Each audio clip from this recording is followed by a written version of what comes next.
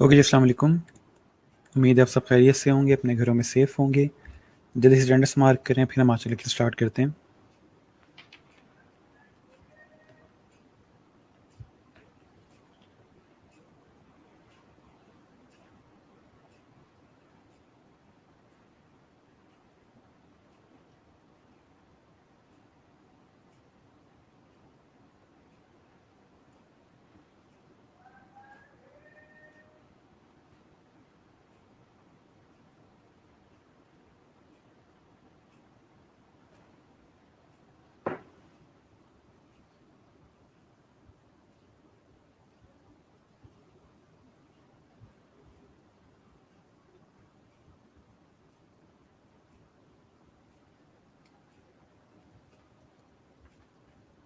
Last lecture में से कोई क्वेश्चन हो, कुछ चीज़ समझ ना आई हो, कुछ पूछना हो तो बता दें। बाकी आप लोगों की असाइनमेंट्स जो हैं वो भी ट्रैक पे आ गई हैं। वेक्टर ट्रेसिंग वगैरह काफ़ी बच्चों ने स्टार्ट कर दी है। कुछ अभी स्टिल स्केचेस पे थे, लेकिन स्केचिंग वगैरह कंप्लीट हो चुकी है। आइडियाज़ फाइनलाइज हो गए हैं। सो बस अब फाइनल ये कि प्रेजेंटेशन वगैरह रह गई है उनकी। यहाँ पे जस्ट प्रेजेंट करना होगा।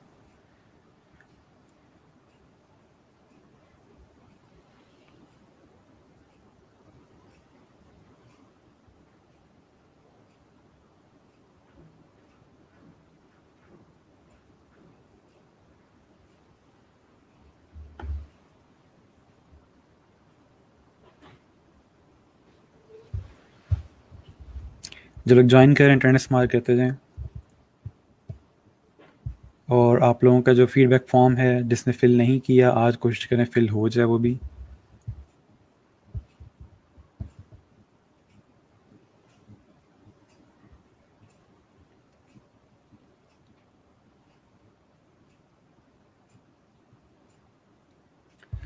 ओके जी, सर कॉन्सेप्ट्स को जैसे आपने प्रेजेंट किया था वैसे करना है। स्केचेस के थ्रू स्केचेस जो हैं वो आप दिखाओगे, ठीक है, स्केचेस शो करोगे, लेकिन स्टिल आप में मिनिमम 3 कॉन्सेप्ट जो हैं इनको ट्रेस करके प्रेजेंट करना है कि ये 3 कॉन्सेप्ट फाइनलाइज हुए थे और फिर इसमें से एक चूज़ हुआ, ठीक है। जो भी आप सिलेक्ट करोगे उसको बता देना कि ये फाइनल कॉन्सेप्ट है। अच्छा सर, मैं जब गिग पे पीडीएफ डालती हूँ तो वो वाली इमेज शो नहीं होती गिग प्रीव्यू में। पीडीएफ के तरह शो होगी पीडीएफ फाइल में। अगर नहीं शो हो रही तो जस्ट जो पहले 3 इमेजेस हैं उसमें आप डिज़ाइंस क्रिएट करो। अक्सर औकात पीडीएफ का इशू आ जाता है, ठीक है। माइट भी आप जब पीडीएफ क्रिएट करें उसकी फाइल साइज़ बहुत ज़्यादा हो कि वो लोडिंग में टाइम ले रहा हो। ओके, और स्केचेस में सर हम एक कॉन्सेप्ट को फाइनलाइज करते काफ़ी स्केचेस बना लेते, तो हर कॉन्सेप्ट के लिए ऐसे स्केचेस पोस्ट करेंगे? नहीं, आप सिर्फ एक पिक्चर पोस्ट करोगे स्केचेस की, या मैक्सिमम 2, ठीक है। इससे ज़्यादा इमेजेस पोस्ट नहीं करने स्केचेस की। ये ना हो कि पूरा अपना डिज़ाइन जो है वो भर दो स्केचेस के साथ ही। जस्ट 1 या 2 हमने जस्ट प्रोसेस दिखाने के स्टार्ट कहाँ से हुआ था, ठीक है। स्केचेस का मतलब ये नहीं है कि आप सारे जितने भी स्केचेस बनाए थे वो सारे दिखा दोगे। जस्ट एक इमेज पोस्ट कर दो कि ये स्केचिंग हुई है। हमने ये नहीं दिखाना कि हमने क्या स्केच की है, हमने जस्ट ये दिखाना है कि हमने स्केच किया है, ठीक है, कि स्केचिंग हुई है, प्रोसेस एक स्टार्ट हुआ है। लेकिन क्या स्केच किया है, कैसे किया, वो ज़रूरी चीज़ नहीं है। ओके, सर कितने मॉकअप्स यूज़ करें प्रेजेंटेशन में? मैंने आपको बताया 3 से 4 यूज़ करें डिफरेंट किस्म के लोगो आपका जो है वो बाहर कैसा लगेगा। उसके अलावा अगर आप टी शर्ट्स वगैरह उससे रेलिवेंट कोई क्रिएट करना चाहते हो, स्टूडियो है, ठीक है, उसमें कोई टी शर्ट वगैरह क्रिएट करना चाहते हो कर सकते हैं। या आप अगर रेस्टोरेंट का बना रहे हो, उसमें प्लेट्स वगैरह में कहीं ऐड करना चाहते हो, कोई स्टेशनरी में यूज़ करना चाहते हो, तो वहाँ पे आप लोग इस तरह से डिफरेंट किस्म के मॉकअप्स यूज़ करोगे, ठीक है। ओके, सर हमने 3 लोगो बनाए हैं, या 3 स्केचेस में से एक फाइनलाइज करना है। मैं तो 3 लोगो बनाने की सोच में हूँ। 3 लोगो अगर आप बना रहे हो, देखो अगर आप एक कंपनी की बात कर रहे हो तो आप उसके 3 कॉन्सेप्ट बनाओगे, ठीक है। अगर आप जस्ट रेड फॉक्स की बात कर रहे हो तो उसके 3 डिफरेंट लोगो बनेंगे, यानी कि जिसको 3 कॉन्सेप्ट हम कह रहे हैं। तो वो 3 कॉन्सेप्ट ट्रेस होंगे, स्केच होंगे, जो भी आप करोगे, और उसमें कलर वगैरह करके फाइनल आप दिखाओगे कि 3 कॉन्सेप्ट हमने बनाए हैं। इन 3 में से हमने एक ये वाला फाइनल किया, ठीक है। इस तरह चीज़ होगी। तो अगर मैं इस प्रोसेस को थोड़ा सा ईजी करके बताऊं, तो शुरू में आपने स्केचिंग की, स्केचिंग में आपने 7-8 डिफरेंट स्केचेस क्रिएट किए। उन 7 to 8 स्केचेस के बाद आपने 3 को ट्रेस करके फाइनल कलरिंग वगैरह करके उनको प्रेजेंट किया कि ये 3 हमारे फाइनल कॉन्सेप्ट्स हैं। उन 3 में से फिर आप एक फाइनल सेलेक्ट करोगे कि हम इस लोगों के साथ फॉरवर्ड हुए और हमने इसको सेलेक्ट किया, ठीक है। Okay sir, letter head and business card के एक एक मॉकअप यूज़ करें जी, बिल्कुल वो एक में काफ़ी हैं, बार बार दिखाने की ज़रूरत नहीं, हमने जस्ट दिखाना है कि हमने ये डिज़ाइन किया। बेशक जो बिजनेस कार्ड और लेटर हेड है उसको सिर्फ मॉकअप में दिखा दो, उसको अलग से बेशक प्रेजेंट ना करो, सिर्फ मॉकअप में नज़र आ जाए कि ये एक्चुअल में रियल लाइफ में यूज़ कैसे होगा, ठीक है।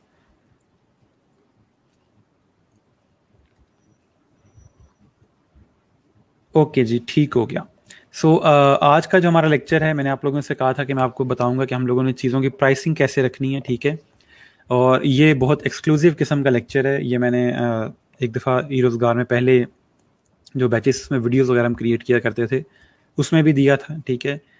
As a part of course नहीं है, यानी कि ये जस्ट लास्ट 2 बैचेस मैंने ये चीज़ ऐड की है, और ये टॉपिक खुद से ऐड किया, आपके कोर्स में नहीं था इस तरह से, वो जस्ट नॉर्मल आपको गाइड करने के लिए।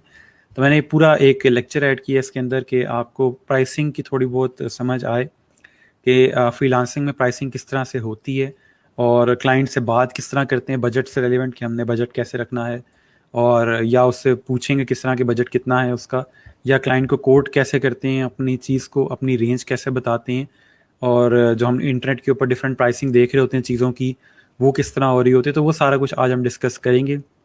आज जो सारी बात होगी वो प्राइस पे होगी। आपकी ओवरऑल अपने जो भी स्किल आप दे रहे हो, जो भी आप सर्विस दे रहे हो, उसकी हम प्राइस कैसे सेट करेंगे, तो उस चीज़ पे हम जिक्र करेंगे उसका, और उसको डिस्कस करेंगे, ठीक है जी। अच्छा, लास्ट कमेंट है सर, एक दफ़ा स्केचिंग को मॉकअप में यूज़ करना बता दें कैसे करेंगे।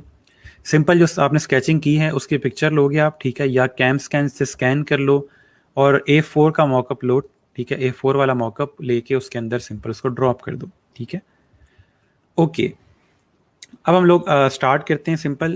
तो सबसे पहले जो हमने चीज़ समझनी है वो ये है कि प्राइस होती क्या है, ठीक है।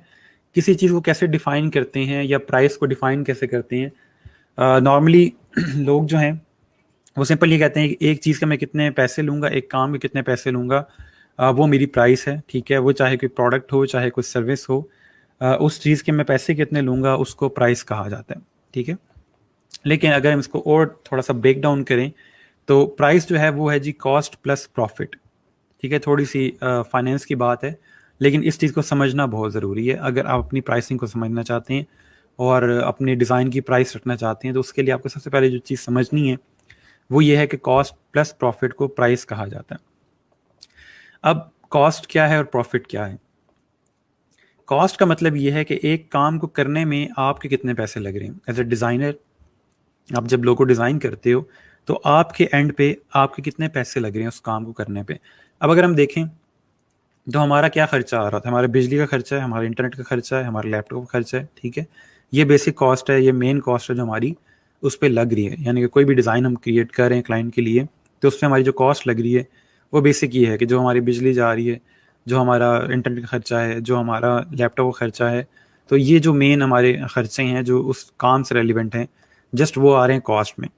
और ये कोई बहुत मेजर कॉस्ट नहीं है, ऐसा नहीं है कि हमने जस्ट उस प्रोजेक्ट के लिए लैपटॉप लिया है, ठीक है, वो लैपटॉप हम बाकी प्रोजेक्ट्स में भी यूज़ कर रहे हैं, तो वहाँ पे भी हमारी कॉस्ट कट होती रहती है। तो उस लिहाज से हम उसको बहुत ज़्यादा चार्ज नहीं करते कॉस्ट के लिहाज से, क्योंकि हमें पता है कि हमने ये बिजली जो है, ये इंटरनेट जो है, ये सिर्फ इस प्रोजेक्ट के लिए नहीं है, ये हमने बाद में भी यूज़ करना। तो जस्ट उस ड्यूरेशन में जो हमारे पास खर्चा आ रहा है, हम वो माइंड में रखते हैं, ठीक है। आपकी मैक्सिमम कितनी बिजली लग जाएगी, 100 रुपये की, 200 रुपये की, 300 रुपये की, कितना का वो लैपटॉप बिजली खा लेगा, ठीक है। इंटरनेट का जो पैकेज है आपका वो कितना का चल जाएगा, ठीक है, कितना का उसका आपका लगता है कि सारा इंटरनेट पैकेज मैंने सिर्फ इस पे लगाना, आपने पूरे महीने का पैकेज करवाया हुआ है, प्रोजेक्ट आपका 3 से 4 दिन का, ठीक है, तो कोई इतना उसमें इशू नहीं है। तो इस लिहाज से आप सोचते हो कि मेरे ओवरऑल कितने पैसे लग रहे हैं, तो अगर आप उसमें बहुत ज़्यादा भी करें तो वो आपका 500 हज़ार से ऊपर नहीं जाता, ठीक है। जो आपकी पर्सनल कॉस्ट लग रही है उसके ऊपर अगर आप उसको माइंड में रखें तो वो 500 हज़ार से ऊपर नहीं होती। अब इसके बाद जो आपकी चीज़ है वो प्रॉफिट है। अब इसमें आपने प्रॉफिट ऐड करना है कि आपको उससे कितना प्रॉफिट चाहिए। वो जो प्रॉफिट आप ऐड करोगे, उस प्रॉफिट को और कॉस्ट को दोनों को ऐड करके लास्ट में आपके पास प्राइस आ जाएगी। फॉर एग्जांपल मैं कहता हूँ कि मुझे हर क्लाइंट से 2,000 का प्रॉफिट चाहिए, ठीक है। अगर 2,000 का प्रॉफिट मुझे चाहिए तो 3,000 मैं टोटल कहूँगा उसको प्राइस, ताकि 1,000 रुपये जो मेरी कॉस्ट लग रही है और 2,000 जो मेरा प्रॉफिट आ रहा है, ये दोनों मिला के 3,000 का मैं इसको लोगो डिज़ाइन करके दूंगा। या आप कहते हैं कि नहीं, मेरा टाइम बहुत कीमती है, मैं इस टाइम में और भी कोई काम कर सकता हूँ, लेकिन स्टिल मैं क्लाइंट को काम करके दे रहा हूँ, उसका लोगो डिज़ाइन करके दे रहा हूँ, तो प्रॉफिट मैं ज़्यादा लूँगा, मुझे 5,000 का प्रॉफिट एटलीस्ट चाहिए, ठीक है। अब उस प्रॉफिट के अगेंस्ट क्या करेंगे, फिर हम 5,000 में एक और 1,000 ऐड करेंगे जो हमारी कॉस्ट है, और एंड में हमारे पास प्राइस क्या बन जाएगी, 6,000 की। ठीक है, अगर आपको थोड़ा सा आइडिया क्लियर हो गया कि कॉस्ट प्रॉफिट क्या है तो बता दें। टोटल जो चीज़ है समझने वाली वो सिर्फ यही है कि हम लोगों ने अपनी कॉस्ट को समझना है कि हमारी जो कॉस्ट है वो कितनी लगती है इसके ऊपर, एक काम के ऊपर, जो भी काम आप करने जा रहे हो। ठीक है, अगर आपने प्रिंटिंग का काम करना है, क्लाइंट कहते हैं कि प्रिंट आप करके दोगे, तो उसमें भी आपने देखना है कि मेरे पास प्रिंटिंग की कॉस्ट कितनी पड़ती है और एंड में मैं इसका प्रॉफिट कितना ले सकता हूँ, ट्रैवलिंग कॉस्ट कितनी है मेरी, वो सारा कुछ आप फिर उसके अंदर देखते हैं। ठीक है, इस तरह से आपकी प्राइस जनरेट होती है। ये प्राइस का कॉन्सेप्ट है जो मैं आपको दे रहा हूँ, फिर आगे चल के हम बाकी प्राइसिंग मॉडल पढ़ेंगे ताकि हमें पता चले कि हम लोगों ने क्लाइंट को किस मॉडल के ऊपर चार्ज करना है। ठीक हो गया, तो ये हमारे पास कॉस्ट है और प्रॉफिट और प्राइस है, ये तीन चीज़ें, अगर आप इन तीनों चीज़ों को समझ आते हो तो आप इजीली आगे चल के अपनी प्राइस रख सकते हैं। ठीक है जी। अच्छा, मैं कमेंट देख लूँ साथ साथ। सर आज मेरा नेट पे इशू आ रहा है, जितना हो सके लेक्चर कवर करता हूँ, बाकी ठीक है बाद में देख लीजिएगा, नो इशू। ठीक है जी, यहाँ तक क्लियर है। उसके बाद जो बात समझने वाली है कि अब हम अपनी प्राइस कहाँ पे रखेंगे। कुछ लो प्राइस काम होते हैं, कुछ हाई प्राइस काम होते हैं, तो हम खुद को कहाँ पे एडजस्ट करें या खुद को कहाँ पे फिट करें। क्या हम बहुत लो प्राइस रखेंगे तो हमें काम बहुत ज़्यादा मिलेगा, या हम हाई प्राइस रखेंगे तो काम नहीं मिलेगा, या बड़ा क्लाइंट मिलेगा। इस तरह की जो चीज़ें हैं उससे थोड़ा सा निकालूंगा, आपको थोड़ा सा समझाऊंगा कि हम कहाँ पे फॉल करते हैं और हम कहाँ पे अपने आप को रख सकते हैं। मेन जो चीज़ है कि हमेशा जब स्टार्ट होता है, आप काम स्टार्ट करते हो तो हमेशा वो लो प्राइस से ही स्टार्ट होता है, क्योंकि आपने एज सच उसमें कॉस्ट इतनी इंक्लूड नहीं की होती। थोड़ा सा पिछली साइड पे वापस आते हैं, आपको थोड़ा सा और मैं इसमें ऐड करके बताता हूँ। अगर एक बंदे ने डिज़ाइन में डिग्री की हुई है, ठीक है, उसने 4 साल डिग्री की है ग्राफिक डिज़ाइन की, उसकी कॉस्ट बढ़ गई है। ठीक है, उसकी कॉस्ट जो है वो माइट भी 10 लाख 15 लाख तक जा सकती है, जो उसकी डिग्री की फीस थी, और उस दौरान उसने जो भी खर्चा किया होगा उसके ऊपर वो भी इसमें इंक्लूड होगा। तो इस लिहाज से उसकी कॉस्ट ज़्यादा होगी।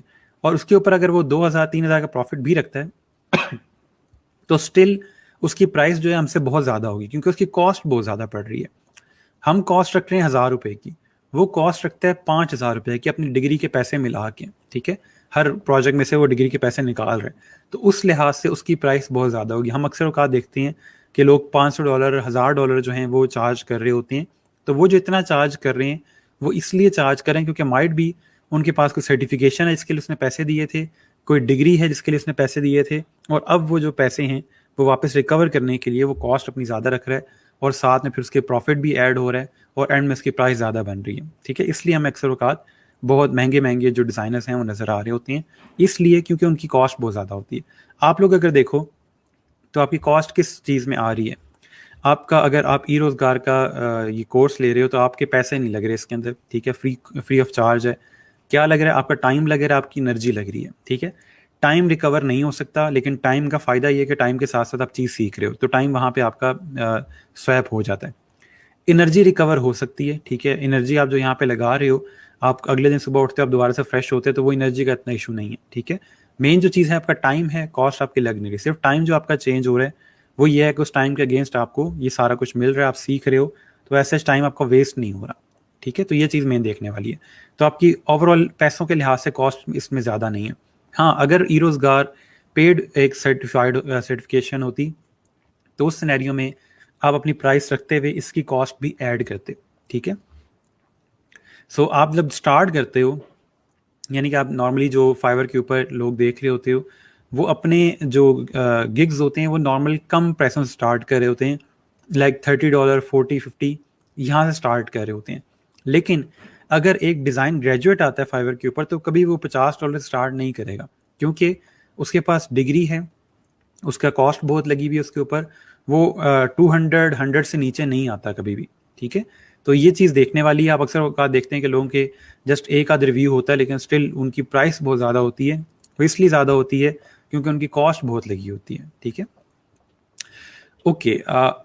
अच्छा, तो ये मैंने यहाँ पे थोड़ा सा आपको एग्जांपल दी हुई है कि हम फाइवर के ऊपर जब गिग्स देखते हैं तो हमें हर तरह का गिग नज़र आ रहा है। $15 भी है उसमें, $750 भी है, $7,500 भी है, $250 वाला भी है, $20 वाला भी है। लेकिन अच्छी बात क्या है, सब एक लाइन में, ठीक है, सब एक पेज पे आ रहे हैं।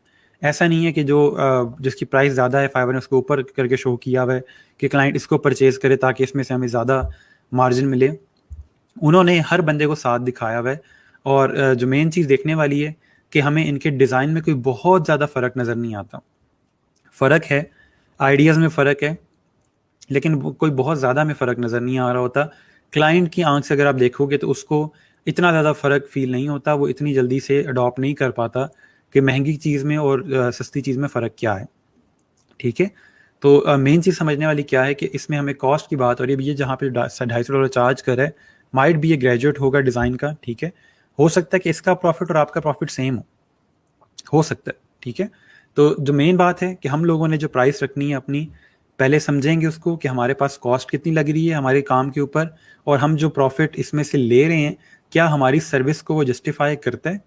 ठीक है, सर्विस देने का सबसे बेहतरीन तरीका ये है कि आप जो सर्विस दे रहे हो, जो पैसे दे रहे हो, खुद से एक दफ़ा अपने आप को क्लाइंट की नज़र से देखो कि क्या मैं इस काम के इतने पैसे दूंगा जितने पैसे मैं इसमें चार्ज कर रहा हूँ। ठीक है, अगर मेरे पास $30 होंगे तो क्या इस तरह के डिज़ाइन के मैं $30 दूंगा या नहीं दूंगा। ठीक है, वहां से आपको और चीज़ क्लियर हो जाती है। आगे चल के मैं आपको साथ साथ प्राइसिंग मॉडल दिखाता जाता हूँ, उससे आपको और क्लियर हो जाएगा कि हम लोगों ने अपनी प्राइस को कितना रखना है। ठीक है, मैं शुरू से पहले दिन से आप लोगों को कभी भी ये नहीं कह रहा कि आप लोग अपने लोगों की इतनी प्राइस रख दो, उतनी प्राइस रख दो। क्यों? क्योंकि पहली चीज़ आप लोगों ने भी डिज़ाइन क्रिएट किए ही नहीं है। अभी हम ये कह नहीं सकते कि आपका जो डिज़ाइन है वो किस कैटेगरी में फॉल करते हैं। ठीक है, दूसरी चीज़ ये है कि अभी आप लोगों के इस तरह से जो आइडियाज़ हैं या आपका जो हाथ है वो इतनी अच्छी तरह से बैठा नहीं है काम पे, तो आप इतनी जल्दी चीज़ें अडॉप्ट नहीं कर पा रहे। जब आप लोग पोर्टफोलियो क्रिएट कर लोगे, उसके बाद पोर्टफोलियो को जब आप कंपेयर करते हो तब आपको आइडिया होता है कि आपकी प्राइसिंग कितनी बनती है। ठीक है, तब आपको क्लियर होगा। अभी आपने क्रिएट कुछ नहीं किया, अभी आपका पहला लोगो आप बनाने जा रहे हो, तो इस टाइम पे प्राइस सेट करना या प्राइस को समझना, अपनी प्राइस को देखना इतना क्लियर नहीं होगा। ठीक है, आपने क्रिएट ही कुछ नहीं किया, आप बता ही नहीं सकते कि हम एक चीज़ के कितने पैसे लेते हैं या मुझे एक लोगो डिज़ाइन करने में टाइम कितना लगता है। अभी आपको ये चीज़ भी क्लियर नहीं है क्योंकि अभी आप लोगो डिज़ाइन कर रहे हो। ठीक है, लेकिन जब एक दफ़ा आप लोगो डिज़ाइन करना सीख जाओगे, आप 3-4 लोगो डिज़ाइन कर लोगे, आपको थोड़ी समझ आ जाएगी कि अच्छा मुझे मिनिमम इतना टाइम चाहिए। ठीक है, और इस टाइम के मुझे लगता है कि इतने पैसे मुझे मिलने चाहिए। ठीक है, ये मुझे डिसेंट अमाउंट लग रही है। वहाँ पे आपको बात समझ आएगी कि अच्छा अब प्राइस लग रही है। और इसीलिए आप लोग जब भी अपनी प्राइस देखोगे कि यार मैं $30 चार्ज कर रहा हूँ, मिनिमम इतने तो मुझे मिलने चाहिए, और इंटरनेट के ऊपर भी इसी तरह के डिज़ाइन बना रहे हैं लोग $30 के अंदर।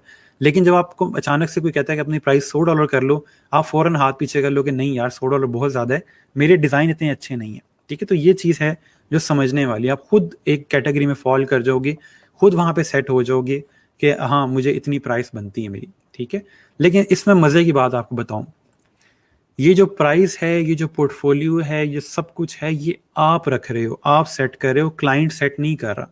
ठीक है, क्लाइंट को वही सच लगेगा जो आप उसको बताओगे। आप अपना पोर्टफोलियो जिस तरह का क्रिएट करोगे, आप अपनी प्राइस जिस तरह की रखोगे, क्लाइंट आपसे उसी तरह बात करेगा। अगर आपके गिग के ऊपर $500 $600 की प्राइस लगी होगी, खूबसूरत डिज़ाइन लगे होंगे, क्लाइंट आपसे और तरह से बात करेगा। आपके डिज़ाइंस नॉर्मल बिखरे बिखरे डिज़ाइंस हैं और उसमें $10 $20 की प्राइस लगी हुई है, क्लाइंट आपसे और तरह से बात करेगा। ठीक है, ये आप हैं जो अपना इमेज क्रिएट कर रहे हैं, क्लाइंट कुछ नहीं कर रहा। क्लाइंट जस्ट आपसे उस तरह बात करेगा जिस तरह की प्राइस या जिस तरह की पोर्टफोलियो आपने क्रिएट किया होगा। तो आपने अपना इमेज क्रिएट करना है, क्लाइंट का इसमें कोई अमल दखल नहीं है। ठीक है, अगर आप $25 दे के $20 दे के नॉर्मल सा एक कोलाज क्रिएट करके अपने लोगोस प्रेजेंट कर रहे हो, उसके अंदर लोगों में कलर अजीबोगरीब किस्म के हैं, चीज़ें ओवरलैप कर रहे हैं, तो वहाँ पे क्लाइंट को खुद पता चल जाएगा कि ये बंदा किस कैटेगरी का है। लेकिन अगर आप और मिनिमल डिज़ाइंस के साथ काम करते हो, क्लीन डिज़ाइन के साथ काम करते हो, क्लाइंट आपसे उसी तरह बात करेगा। तो दोनों फैक्टर्स के अंदर आप जिम्मेदार हो अपने इमेज के। ठीक है, मैं और आपको थोड़ा सैंपल दिखाता हूँ। ये मैंने फाइबर से लिए में, अब एक तरफ $10 के लोगोज हैं और एक तरफ $1800 के लोग हैं। ठीक है, अगर दोनों लोगोज को हम देखें तो ये जो लोगो हैं लेफ्ट साइड पे हमारे पास, ये हमें देख के लग रहा है कि मैक्सिमम ये 3-4 दिन का काम है, इससे ज़्यादा पे ये चीज़ नहीं जा सकती। ठीक है, ये 3-4 दिन वाली चीज़ें हैं, इसमें कोई बहुत ज़्यादा कॉन्सेप्ट भी क्रिएट नहीं किया। अब यहाँ पे ऊपर ब्रैकेट्स का अगर लोगो है तो उसने यू और बी का सिंपल एक कॉन्सेप्ट क्रिएट कर दिया। ठीक है, ये अब पता नहीं क्या ईजी शायद नाम था या इसका कोई अल्फ़ाबेट बनता है, उसने इसका सिंपल एक आइकन के साथ राउंड क्रिएट कर दिया। यानी इसमें अगर हम देखें तो बहुत ज़्यादा कोई इस पर रिसर्च नहीं हुई भी, ठीक है। और ये $10 में ये लोगो क्रिएट करके दे रहा है, और मैक्सिमम जो इसके लोगोस थे वो इंटरनेट पे ऑलरेडी अवेलेबल थे, तो वो इनको जस्ट चेंज करके क्रिएट करके दे रहा है। $10 जस्टिफाई करता है कि ठीक है, वो जो थोड़े बहुत कलर चेंज कर रहा है, थोड़ी मेहनत कर रहा है, काम कर रहा है, फॉन्ट वगैरह अप्लाई करके दे रहा है, अपने टाइम के $10 ले रहा है, वो ठीक है, ठीक है, कोई इतना इशू नहीं है। हाँ, अगर $100 के अंदर ये काम करके दे रहा होता है और जस्ट इंटरनेट से उठा के कलर चेंज करके दे रहा है, तो फिर वो चीज़ गलत है। लेकिन $10 के अंदर अगर ये आपको ये चीज़ करके दे रहा है तो ठीक है, इसकी प्राइस बिल्कुल फेयर है, और ना ही कोई बहुत ज़्यादा रिसर्च कर रहा है। ओवरऑल अपने काम के लिहाज से इसकी प्राइस बिल्कुल ठीक है, उसमें हमें कोई इशू नहीं है। लेकिन अगर हम $1800 वाले की बात करें, तो इसके लोगोस को देख के पता चल रहा है कि डायरेक्टली ये लोगोस नहीं बने, इनके पीछे कोई कॉन्सेप्ट थे, उसने कुछ डिफरेंट वर्जन्स क्रिएट किए हैं, और बाद में जाके फाइनलाइज करते हुए उसने फिर ये लोगोस बनाए, ठीक है। ऐसा नहीं है कि डायरेक्टली जस्ट इंटरनेट से कोई चीज़ उठा के, ना ही आपको इंटरनेट के ऊपर इस तरह के डिज़ाइन मिलेंगे। ये पता चल रहा है कि प्रॉपर किसी डिज़ाइनर ने क्रिएट किया हुआ है, और तमाम डिज़ाइन के अंदर एक फील आ रही है कि जो एक ग्राफिक डिज़ाइनर का टच है इसके अंदर, ठीक है, जो मेन चीज़ समझने वाली है। तो इसलिए हम लोग दोनों अगर डिज़ाइंस को देखें तो उससे हमें आइडिया हो रहा है। ये अब आपने खुद को देखना है कि आप किस जगह पे फॉल करते हो, और कितनी मेहनत करके आप डिज़ाइन क्रिएट कर रहे हो। क्या इंटरनेट के ऊपर से डिज़ाइन उठाते हो और उसका उसमें चेंजेस किए और काम कर दिया, या पूरे महीने में आप जस्ट एक लोगो डिज़ाइन करते हो $1800 का, और उसके ऊपर सारा टाइम लगाते हो, क्लाइंट को कहते हैं कि मुझे एक महीना पूरा चाहिए अगर आप चाहते हो एक अच्छा डिज़ाइन, ठीक है। तो ये चीज़ समझने वाली है। अच्छा, मैं साथ साथ कमेंट्स देख लूँ, बाकी यहाँ तक कोई आपका क्वेश्चन हो, कोई चीज़ समझ नहीं हो तो बता दें। ठीक हो गया। सर देखने में तो ये फर्स्ट वाला ज़्यादा मुश्किल लग रहा है। ये देखने में आपको लग रहा है इंटरनेट से उठाए हुए हैं, जस्ट इमेज ट्रेस किए हुए हैं। 1800 वाले लोगों देख के पता चल रहा है कि मेहनत की हुई है। बिल्कुल ऐसे ही है, जब मैं $1800 पे करूँगा किसी को, तो मुझे रिटर्न में कम से कम ऐसी कोई चीज़ चाहिए होगी, ठीक है। ये पता चले कि हमारी कंपनी का कोई लोगो जनरेट हुआ है, कि ये हमारी कंपनी का लोगो है, और एक प्रोफेशनल कंपनी, एक ब्रांड की फील आ रही है लोगों से। लेकिन अगर इस वाले को देखें तो ये नॉर्मल कोई भी जैसे दुकानों के लोगो होते हैं उस तरह की फील आ रही है इससे, ठीक है। अच्छा sir, as a new seller even if we feel the price should be higher, थोड़ी लो नहीं रखनी चाहिए? अच्छा, मैं बताता हूँ कि अब न्यू सेलर का होता क्या है। मैंने आपको पहले बताया कि जिस तरह का इमेज आप क्रिएट करोगे, क्लाइंट को वही चीज़ समझ आएगी।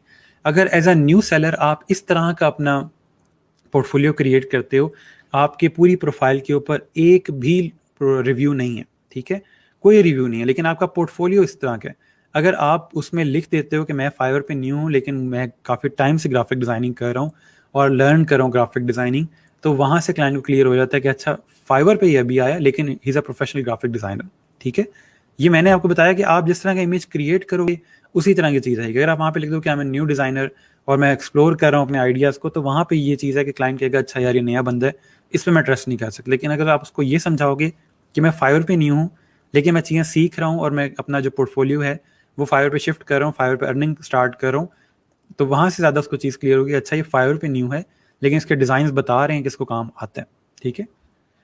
अच्छा सर, रॉ वाला जो लोगो है इसमें स्लोगन किस फॉन्ट में है? रॉ वाला लोगो कौन सा है? स्लोगन इसके अंदर जो लिखा हुआ है, मेरे ख्याल में ये आपका एरियल फॉन्ट माइट भी यूज़ किया हुआ है, एग्जैक्ट पता नहीं चल रहा, क्योंकि इस तरह के बहुत सारे फॉन्ट्स हैं, लेकिन जो एरियल का माइट भी, या सिगोई फॉन्ट जो है उसमें से एक हो सकता है। ओके सर, अगर एक माह क्या ड्यूरेशन लगाएं तो क्लाइंट तो हमें इंतहाई कुन जहन नहीं समझेगा? ऐसा नहीं होता। मैंने ऐसे ऐसे डिज़ाइनर्स देखे हैं जो 1 साल लेते हैं ओवरऑल लोगो डिज़ाइन करने का। क्यों 1 साल ले रहे होते हैं? क्योंकि वो समझ लें कि इस तरह नहीं काम करते कि बैठ के काम करने और आइडियाज़ आएंगे तो फिर कुछ ड्रॉ करेंगे। वो घूमते फिरते रहते हैं, और जो उनके माइंड में आइडियाज़ आ रहे होते हैं वो अपनी स्केच बुक के अंदर क्रिएट करते जाते हैं, ठीक है। जितने भी बड़े लोगोज डिज़ाइन हुए हैं, फॉर एग्जांपल एप्पल का लोगो है, नेक्स्ट कंपनी का जो लोगो है जो स्टीव जॉब्स ने क्रिएट करवाया था, उस तरह के जो लोगोस थे वो उन्होंने इसी तरह क्रिएट किया कि मैं 1 साल तक अब आपको बता दूंगा कि मेरे माइंड में कोई आइडिया आया या नहीं आया। और लोग उनके पास, यानी कि समझ लें कि लाइनें लगी होती हैं कि आप मेरा लोगो डिज़ाइन करें, आप मेरा लोगो डिज़ाइन करें। क्यों? क्योंकि उनको पता है जब 1 साल बाद ये बंदा वापस आएगा तो उस तरह का लोगो दुनिया में किसी ने नहीं देखा होगा, ठीक है। जो मेन चीज़ है समझने वाली, कि अगर 1 महीना आप रिसर्च पे लगा रहे हो, 1 महीना आप डिफरेंट कॉन्सेप्ट्स क्रिएट कर रहे हो, क्लाइंट को डिफरेंट कॉन्सेप्ट सेंड कर रहे हो, क्लाइंट को अपने लूप में रखा हुआ अगर आपने 1 महीना, तो कोई इसमें इशू नहीं है।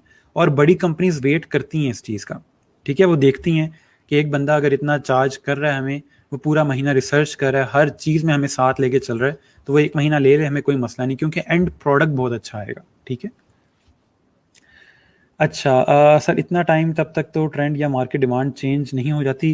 1 साल में वो ऐसा लोगो लेके आते हैं जो अगले 20 साल तक चल सकता है। नाइकी का लोगो आप देखो, आप फॉर एग्जांपल एप्पल का लोगो देख लो, तो ये लोगोज जो हैं ये इस तरह क्रिएट हुए हैं कि ये आगे भी अभी से भी अगले 20 साल तक चल सकता है। एप्पल अपना लोगो ना भी चेंज करे तो अगले 20 साल वो ये लोगो चला सकते हैं। ठीक है, वो एवरग्रीन लोगोज क्रिएट करते हैं, टाइमलेस लोगो क्रिएट करते हैं। ठीक है, और मजे की बात यह है कि उनके लोगोस के साथ ट्रेंड बनते हैं। वो लोग ट्रेंड को फॉलो करने वाले नहीं है, वो ट्रेंड को क्रिएट करने वाले हैं। वो जिस तरह का लोगो लेके आते हैं, कंपनीज कहते हैं हमें भी ऐसा लोगो चाहिए। ठीक हो गया। तो मेन चीज़ जो समझने वाली है, आप अपने आप को प्रेजेंट कैसा करते हैं, आप अपने आप को किस कैटेगरी के अंदर लेके आते हैं, ये आपका मसला है। क्लाइंट आपको किसी कैटेगरी में नहीं देखेगा। आप जैसे हम समझते हैं कि इंसान जैसे कपड़े पहनता है और जैसा वो दिखता है, लोग नॉर्मली उससे उसी तरह बात करते हैं। ठीक है, और मैं आपसे अक्सर ये कहता हूँ कि जो दिखता है वो बिकता है।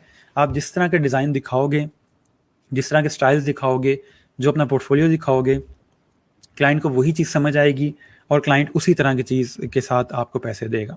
ठीक है, तो हमने इससे क्या बात सीखी है कि आपने अपने आप को रेगुलर बेस के ऊपर इम्प्रूव करना है, अपने डिज़ाइंस को इम्प्रूव करना है, अपने जो पोर्टफोलियो है उसको इम्प्रूव करना है। और रेगुलर का मतलब ये नहीं है कि आप रोज़ के रोज़ नए डिज़ाइन अपलोड कर रहे हैं। रेगुलर का मतलब ये है कि हर महीने अपने पोर्टफोलियो को देखें कि इसमें से कोई ऐसा डिज़ाइन तो नहीं है जो अब बुरा लग रहा है, जो अब मेरे स्टाइल के साथ नहीं है, या इससे बेहतर अब मैं डिज़ाइन कर सकता हूँ, ये डिज़ाइन अच्छा नहीं लग रहा, तो उस डिज़ाइन को आप निकाल दो। मेरे नज़दीक अगर आपके पोर्टफोलियो में सिर्फ 4 डिज़ाइन लगे हुए हैं, ठीक है, पोर्टफोलियो जो मैं बात कर रहा हूँ बिहेंस की बात कर रहा हूँ, फाइवर की बात नहीं कर रहा। अगर आपके बिहेंस के प्रोजेक्ट के अंदर, बिहेंस की पोर्टफोलियो के अंदर जस्ट 4 प्रोजेक्ट्स लगे हुए हैं, 4 प्रोजेक्ट आपने प्रेजेंट किए हुए हैं, लेकिन अच्छे प्रोजेक्ट्स हैं, अच्छे प्रेजेंट हुए हैं, तो वो 4 काफ़ी हैं, बजाय इसके कि आपने 20 प्रोजेक्ट पोस्ट किए हुए हैं लेकिन उनमें से एक भी किसी काम का नहीं है। ठीक है, तो इसलिए it's a quality over quantity, कि आपके जो प्रोजेक्ट आप पोस्ट कर रहे हो उसकी क्वालिटी अच्छी होनी चाहिए। जो आपको लगता है कि जिसकी क्वालिटी अच्छी नहीं है, अब वो पुराना हो चुका है, अब वो अच्छा नहीं लगेगा मेरी पोर्टफोलियो पे, तो आप उसको डिलीट कर दो। ठीक है, उसको बेशक डिलीट कर दें, रिमूव कर दें या रीडिज़ाइन कर लें, जैसे आपको ठीक लगे, लेकिन वो उसी तरह बुरी हालत में आपके पोर्टफोलियो में नज़र नहीं आना चाहिए। क्यों?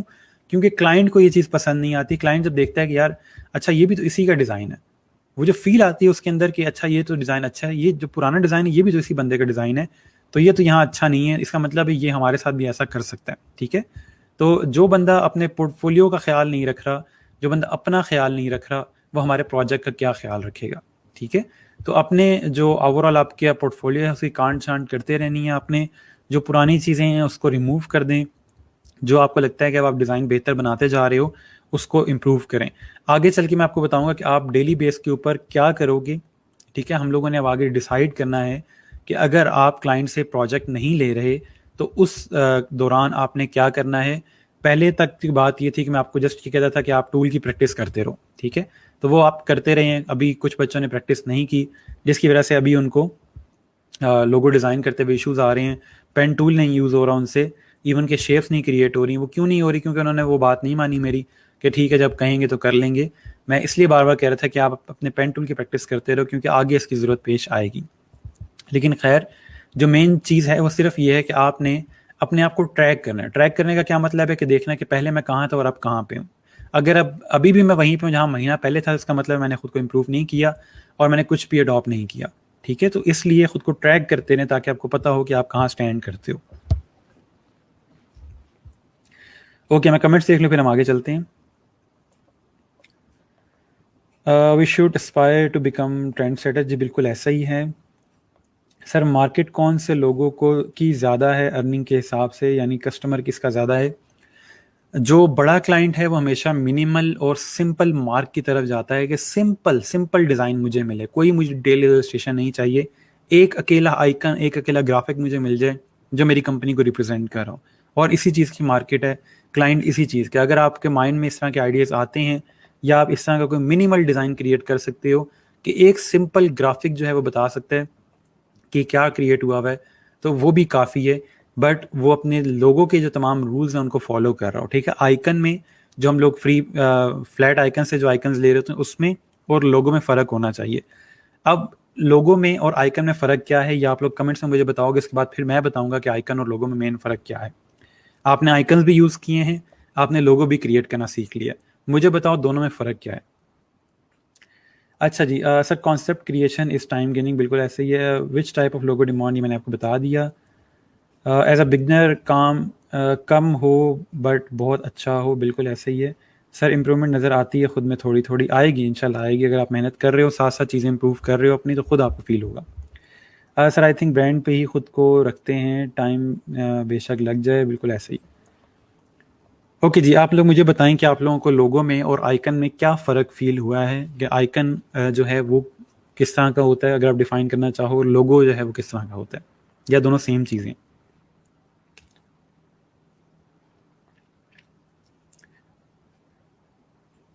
ओके, जब तक आप लोग कमेंट्स लिख रहे हैं, मैं आपको थोड़ा सा साथ साथ बताता हूँ।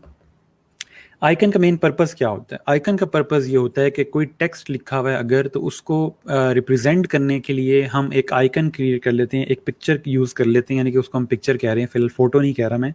एक ऐसा इमेज, कोई ऐसा पिक्चर यूज़ कर लेते हैं, आइकन यूज़ कर लेते हैं जो उस तमाम पैराग्राफ को रिप्रेजेंट कर रहा हो, ठीक है। बजाय इसके कि मैं पूरा टेक्स्ट पढ़ूँ, मुझे जस्ट वो आइकन देख के पता चल जाए कि ये किस काम के लिए। फॉर एग्जाम्पल, ईमेल का आइकन हम यूज़ कर लेते हैं, फ़ोन नंबर का आइकन यूज़ कर लेते हैं, किसी की कुछ सर्विसेज हैं, वो सर्विसेज के साथ एक आइकन यूज़ कर लेते हैं, ताकि टेक्स्ट ना पढ़ना पड़े और हम जस्ट उस आइकन को देख के फ़ौरन से बता दें कि यहाँ पे क्या चीज़ हो रही है, ठीक है।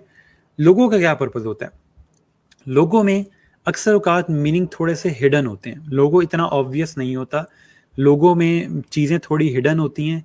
लोगों में हम बताना तो जा रहे होते हैं कि ये फॉक्स है, लेकिन फॉक्स को थोड़ा सा छुपा भी रहे होते हैं, ठीक है। लोगो थोड़ा सा एब्स्ट्रैक्ट होता है, लोगों में मीनिंग मिक्स हो सकता है, लोगों में मीनिंग हाइड हो सकता है। आइकन में नहीं ऐसा होता।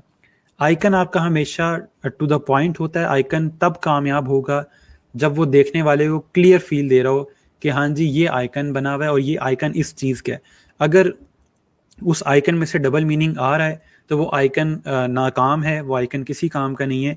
अगर वो आपको डबल मीनिंग दे रहा है कि अच्छा ये तो आइकन इस चीज़ का था, मैं समझा इस चीज़ का आइकन है, तो वो आइकन ठीक नहीं बना हुआ। लोगो में क्या है कि लोगो डबल मीनिंग दे सकता है, लोगो हिडन मैसेजेस दे सकता है। लोगो का पर्पज़ ये होता है वो क्यूरियोसिटी क्रिएट करे। जब क्यूरियोसिटी क्रिएट करती है कोई चीज़, तो वो आपके माइंड में बैठ जाती है, क्योंकि आपने उसके बारे में सोचा होता है, ठीक है। तो इसलिए नॉर्मली कोशिश ये की जाती है कि हम लोग अपने लोगों को इतना क्लियर, इतना टू द पॉइंट बनाएं, और साथ साथ लोगों में थोड़े से हिडन मैसेज भी रखें कि वो कंपनी को रिप्रेजेंट तो करे, लेकिन साथ साथ कोई ना कोई हिडन मैसेज, कोई नेगेटिव स्पेस के अंदर कोई चीज़ तरह की हाइड कर दें, ताकि वो अचानक से उसके फील आए, अच्छा इसमें ये भी है। वो जो एक फील आती है इस तरह की कि अच्छा ये भी है इसमें, तो वो चीज़ हमेशा फिर आपको याद रहती है, ठीक है। ओके जी, मैं आपके कमेंट्स देख लेता हूँ, आप लोग क्या कहते हैं। Logo is a concept, icon sign of anything, ठीक हो गया। लोगो किसी ब्रांड का ओवरऑल आइडेंटिटी होती है, आइकन प्रोडक्ट या डिजिटल प्रेजेंट कर रहा होता है, ठीक है। आइकन देखकर सर मुकम्मल इन्फो मिल जाती है, लोगो हिडन होता है, बिल्कुल ऐसा ही है। Icon is showing some action, ठीक है। आइकन 2D होते हैं और लोगो थोड़ा 3D, ज़रूरी नहीं है सर। आइकन से जो चीज़ अखज़ की जाए लोगो कहलाएगी, नहीं। आइकन सेम यूज़ कर सकते हैं किसी वर्क को शो करने के लिए, लोगो सबका अलग होता है, ओके, ये भी बात ठीक है।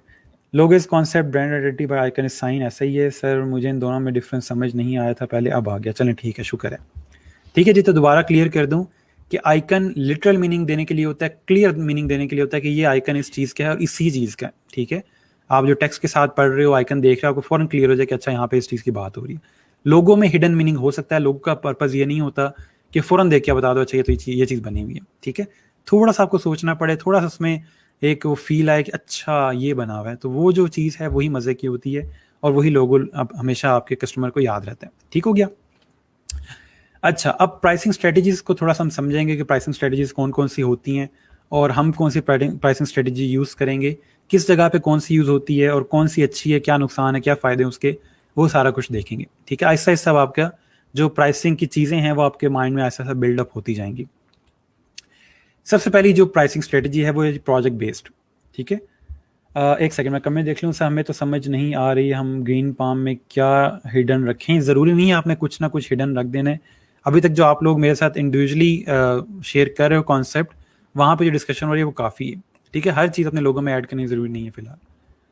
आपका ये पहला लोगो है। अच्छा, ये सर आइकन बहुत से जगह पे यूज़ होते हैं लोगो, ठीक है, एक प्रॉपर्टी होती है। ओके, क्लियर हो गया। आ जाते हैं नेक्स्ट चीज़ पे। हम लोग 4 स्ट्रेटजीज पढ़ेंगे। पहली ये है कि प्रोजेक्ट बेस्ड स्ट्रेटजी एक होती है, प्रोजेक्ट बेस्ड प्राइसिंग भी कहा जाता है इसको, ठीक है। इसका क्या मतलब होता है? प्रोजेक्ट बेस्ड प्राइसिंग का मतलब ये है कि एक क्लाइंट आपके पास आया, उसने अपना प्रोजेक्ट आपको बताया और आपने उसके अगेंस्ट उसको एक प्राइस सेट कर दी पूरे प्रोजेक्ट की, जो हम लोग नॉर्मल फाइवर के ऊपर देख रहे हैं कि पैकेजेस बने हुए हैं और गिग्स बने हुए हैं कि मैं एक लोगो इतने का डिज़ाइन करके दूंगा, ठीक है। तो उस सिनेरियो में आपका जो प्रोजेक्ट होता है आप उसका पूरे एक प्राइस रख देते हो। ये सिर्फ लोगों की बात नहीं कर रहे हम, ये तमाम डिज़ाइंस की बात कर रहा हूँ यहाँ पे, तमाम स्किल्स की बात कर रहा हूँ। आप पोस्टर डिज़ाइन करते हो, आप बिजनेस कार्ड डिज़ाइन करते हैं, वेबसाइट डिज़ाइन करते हैं, आपने पूरे प्रोजेक्ट का जब एक प्राइस सेट कर दिया है, उसको प्रोजेक्ट बेस्ड प्राइसिंग कहेंगे कि मैं एक प्रोजेक्ट के इतने पैसे लेता हूँ, या आपका जो प्रोजेक्ट है इसके मैं इतने पैसे लूँगा, ठीक है। नॉर्मली इसमें क्या होता है कि एक फ्लैट फ़ी होती है कि मैं लोगो डिज़ाइन के 3 कॉन्सेप्ट के इतने पैसे लेता हूँ, ठीक है। हम लोगों ने गिग क्रिएट की हैं, हमने उसमें सिंपल लिख दी है कि मैं जो भी लोगो डिज़ाइन करूँगा 3 कॉन्सेप्ट डिज़ाइन करूँगा उसके, और उसकी फ्लैट फ़ी है, जो मर्ज़ी आगे करवा ली। बड़ी कंपनी है, छोटी कंपनी है, एक इंडिविजुअल बंदा है, उसने अपना लोगो डिज़ाइन करवाना है, जिस बंदे ने भी लोगो डिज़ाइन करवाना है, पैसे मैं इतने लूँगा, इतने कॉन्सेप्ट दूंगा, एक फ्लैट फ़ी मैंने रख दी है, ठीक है। उसको कहते हैं project based design, project based pricing, ठीक है।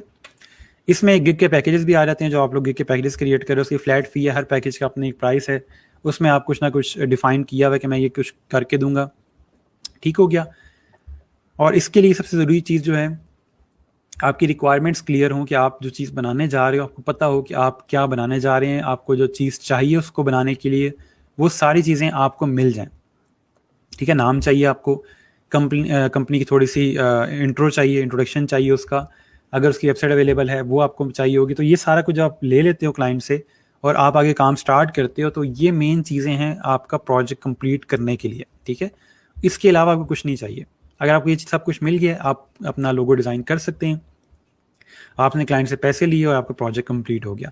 इसको प्रोजेक्ट बेस्ड प्राइसिंग कहा जाता है, और नॉर्मली दुनिया में ये बहुत ज़्यादा यूज़ होती है क्योंकि एक सेफ़ है। आपने सिंपल रखी हुई प्राइस कि भाई जो भी आता है उसको मैं इतना चार्ज करूँगा, और ये मेरा प्रोसेस से काम करने का, यही प्रोसेस मैं आप पे अप्लाई करूँगा, चाहे आपकी बड़ी कंपनी है चाहे छोटी कंपनी है। इसमें मैं ज़रा सेफ़ फील करता हूँ क्योंकि मैंने सबको सेम तरह से डील किया, ठीक है। अगर आप फॉर एग्जांपल हर क्लाइंट को डिफरेंट प्राइस दे रहे होते तो अक्सर औकात क्लाइंट आ जाते हैं, यार मैंने जिससे पूछा था आपका, आपने तो उसको कम प्राइस बताई थी, मुझे आप ज़्यादा बता रहे हो, तो वहाँ पे थोड़ा सा इशू आ जाता है, ठीक है। लेकिन अगर आपने एक ही प्राइस रखी हुई है तो उस लिहाज से फिर इस तरह के मसाइल नहीं आते, ठीक है। तो प्रोजेक्ट बेस का मतलब सिर्फ ये है कि आपने एक प्राइस रखी हुई है कि जब भी लोगो डिज़ाइन का प्रोजेक्ट आएगा, मैं उसको $100 में लोगो डिज़ाइन करके दूंगा, 5 कॉन्सेप्ट दूंगा, रिव्यूज दूंगा, सोर्स फाइल दूंगा, तो ये मेरा पूरा पैकेज है, आपने परचेज करना है तो कर लें, ठीक है। सिंपल सी एक हमने एक प्रोजेक्ट बेस्ड चार्ज किया हुआ है। इसके बाद नेक्स्ट जो आता है आपके पास ओवरली रेट आता है, ठीक है। कुछ भी समझना है तो पूछ लीजिएगा, लेकिन प्रोजेक्ट बेस्ड ज़रा सिंपल है, उसमें इतना इशू नहीं आता, आगे थोड़ा सा मसला आता है। ओवरली रेट क्या होता है? ओवरली रेट का मतलब ये होता है कि आपने घंटे के हिसाब से अपनी एक प्राइस रखी हुई है कि मैं 1 घंटा अगर सिर्फ आपका काम करूंगा तो मैं 1 घंटे का इतना चार्ज करता हूँ। ओवरली रेट के अंदर सबसे बड़ा मसला ये होता है कि मैं पर ओवर अपना रेट कितना रखूँ, कि कितना रेट मेरा ठीक रहेगा, तो मैं उसको ओवरली रेट कह सकता हूँ। मैं आपको थोड़ा सा सिखाऊंगा कि हम अपना ओवरली रेट कैसे डिफाइन करते हैं या कैसे कैलकुलेट कर रहे होते हैं, लेकिन उससे पहले आपने थोड़ा समझना है कि ओवरली रेट में चार्ज किस तरह हो रहा होता है, क्लाइंट को कैसे पता चलता है कि हम पर आवर उसका काम कर रहे हैं। ये जो ओवरली रेट है, इसका मतलब ये होता है कि जो आप घंटे उसको बता रहे हो, उस घंटों में आप सिर्फ उसका काम करोगे, आप ना मूवी देख रहे हैं, ना सो रहे हैं उस काम में, ना कुछ और कर रहे हैं। ये वो आवर्स हैं जिसमें आप सिर्फ उसका काम कर रहे होंगे बैठ के, ठीक है। अब इसमें आप ओवरली एक रेट रख देते हो कि अगर आपको मेरा 1 घंटा चाहिए तो आपको इतना उस 1 घंटे के लिहाज से चार्ज करना होगा, ठीक है। कैसे एक कैलकुलेट करेंगे कि फॉर एग्जांपल आप एक लोगो जो है उसका आपने प्रोजेक्ट बेस्ड चार्ज जो रखा है वो $100 है, कि मैं $100 के अंदर आपको एक लोगो डिज़ाइन करके दूंगा। तो अब मैंने इसका ओवरली रेट अगर निकालना है कि यार मेरा ओवरली रेट फिर कितना बनता है, तो मैं देखूंगा कि मैं उस लोगो पे, यानी कि सिर्फ उस लोगो पे कितना टाइम लगाता हूँ। ये नहीं कि आज थोड़ा सा काम कर लिया, कल थोड़ा सा काम कर लिया, टोटल घंटे कितने बनते हैं, ठीक है। तो उसके लिए अगर मैं देखता हूँ कि मेरे पास 6 घंटे अगर मैं कंटिन्यूस बैठ के काम करूँ तो मेरे पास लोगो बन जाता है। तो उसको अगर हम थोड़ा सा डिवाइड वगैरह करें, मल्टीप्लाई करें, थोड़ी मैथ लगाएं, तो उस लिहाज से हम $120 का लोगो बनाते हैं। और ये $20 क्यों ऐड किए मैंने, क्योंकि उस तमाम घंटे में, उस तमाम टाइम में हम किसी और का कोई काम नहीं कर सकते, हम जस्ट उस क्लाइंट का काम करेंगे। ठीक है, तो आप देखते हो कि आपका जो रेट बन रहा है, अगर आप $20 पर आवर लगाते हो और 6 घंटे काम करते हो तो $120 बनता है, जो नॉर्मल लोगों की प्राइस के आसपास आता है। ठीक है, अगर आप प्रोजेक्ट बेस्ड चार्ज के अंदर $100 चार्ज कर रहे थे तो वो आपका प्रोजेक्ट बेस्ड चार्ज बनता है। ठीक है, उसमें क्या फ़ायदा था कि आप पूरे 7 दिन ले सकते हैं उससे, और आप रोज़ थोड़ा थोड़ा काम कर सकते हैं। लेकिन अगर क्लाइंट आपके पास आता है और आपसे कहता है कि आप ओवरली रेट बताओ मुझे कि आप पर आवर के हिसाब से कैसे चार्ज करोगे, तो उसमें आप कहते हो कि मैं 6 घंटे आपका काम करूंगा और उसमें $20 लूंगा आपसे पर आवर, और टोटल उसके 120 बनते हैं, तो क्लाइंट को समझ आती है कि ठीक है, ये मुझे काम करके दे रहा है। अब इन 6 घंटे का मतलब ये नहीं कि प्रोजेक्ट स्टार्ट हुआ और उसके बाद के 6 घंटे, ये वो चीज़ नहीं है। ये 6 घंटे जो हैं ये 7 दिन तक जा सकते हैं। किस तरह? इसमें आपके पास सॉफ्टवेयर आते हैं इस तरह के, जो आपके सिस्टम के अंदर इंस्टॉल होते हैं, और आप जैसे ही काम स्टार्ट करते हो आप उस सॉफ्टवेयर को ऑन कर देते हो। वो सॉफ्टवेयर ऑन हो जाता है और उसमें टाइमर चलना शुरू हो जाता है कि अभी मैं आपका काम कर रहा हूँ, तो इसमें मिनट्स ऐड होते जाएंगे, मिनट्स ऐड होते होते ओवर बन गए, ओवर ऐड होते होते कंप्लीट आपके पास 6 आवर्स आ जाएंगे। उस सॉफ्टवेयर के अंदर मल्टीपल रैंडम स्क्रीनशॉट्स जा रही होती हैं क्लाइंट के पास कि क्या ये बंदा वाकई आपका काम कर रहा है या नहीं कर रहा। ठीक है, वो रैंडम स्क्रीनशॉट जब क्लाइंट के पास जाती है, क्लाइंट को नज़र आ रहा होता है कि अच्छा ये बंदा मूवी नहीं देख रहा, या ये स्टिल नहीं बैठा हुआ, ये प्रॉपर मेरा ही काम कर रहा है। तो उस 6 घंटे के अंदर आप इंस्पायरेशन ले रहे होते हो, डिफरेंट चीज़ें देख रहे होते हो, स्केचेस भी क्रिएट करें तो वो स्केचेस भी आप साथ ट्रेस कर रहे होते हो, तो वो सारा कुछ इसमें काउंट होता है। ठीक है, तो मेन चीज़ क्या है कि ये 6 घंटे आप एक हफ्ते तक लेके जा सकते हो, रोज़ थोड़ा थोड़ा उसका काम करें, लेकिन आपने मिनट्स इतने कंप्लीट कर लेने हैं कि वो 6 आवर्स पे चले जाएं। ठीक है, और जब 6 आवर्स को आप $20 से मल्टीप्लाई करोगे तो $120 ही कंप्लीट बनते हैं। ये चीज़ समझ आ गई है तो बता दें, वरना मैं इसको रिपीट कर देता हूँ।